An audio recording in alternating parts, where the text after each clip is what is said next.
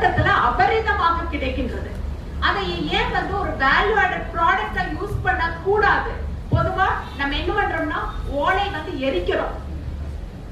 எரிக்கிறதுங்கிறது criminal waste, டோட்டலாவே வந்து waste, ஃபுல்லா எல்லா நியூட்ரியன்ஸ் இவாபரேட் ஆகும். அதைய ஸ்ட்ராவா கன்வெர்ட் பண்ணோம் அப்படின்னா வேல்யூ அடிஷன் பண்ண மாதிரி ஆச்சு, எக்கனாமிக் பாயிண்ட் ஆஃப் வியூல ஃபார்மர்ஸ்க்கு ஹெல்ப் பண்ண மாதிரி ஆச்சு அப்படின்னு சொல்லிட்டு பெங்களூர்ல ஒரு கம்பெனியை இன்வைட் பண்ணி இவன் விவசாயிகளிடம் கொஞ்சம் பேச்சுவார்த்தை இப்ப வந்து நாங்க நடத்திட்டு இருக்கிறோம். அது போக நிறைய வேல்யூ ஆடட் ப்ராடக்ட்ஸ்க்கான பொட்டன்ஷியல் வந்து இருக்குது. அதையும் நம்ம வந்து டேப் பண்ணணும். உதாரணமா சில யூரோப்பியன் கண்ட்ரீஸ்ல வந்து கவுஸ் மில்க் குடிச்சாங்க அப்படின்னு சொன்னா அங்குள்ள மக்களுக்கு எல்லாமே கருப்பு புள்ளி வருது, கருப்பு கருப்பா வந்து புள்ளி வருது.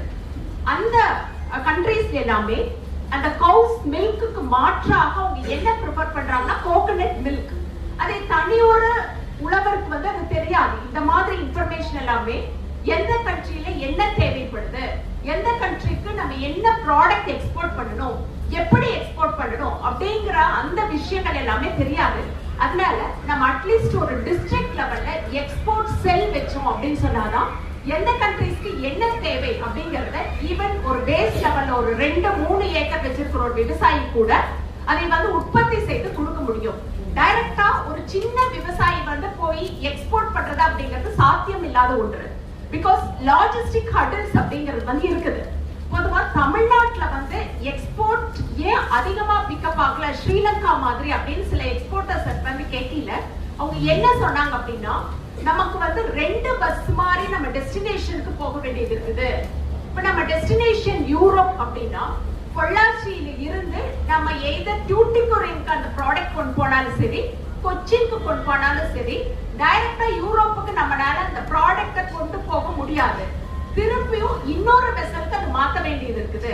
from either Tuticorin or from Cochin பெரிய வெசல் அப்படின்னு சொல்றாங்க. 2 பஸ் மாறி போக வேண்டியது இருக்குது. சோ அதுக்கு வந்து நமக்கு நிறைய செலவாகுது.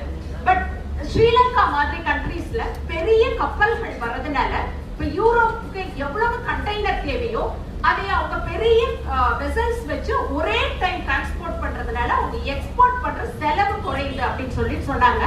சோ இந்த மாதிரி சில ப்ராப்ளம்ஸ் இருக்குது.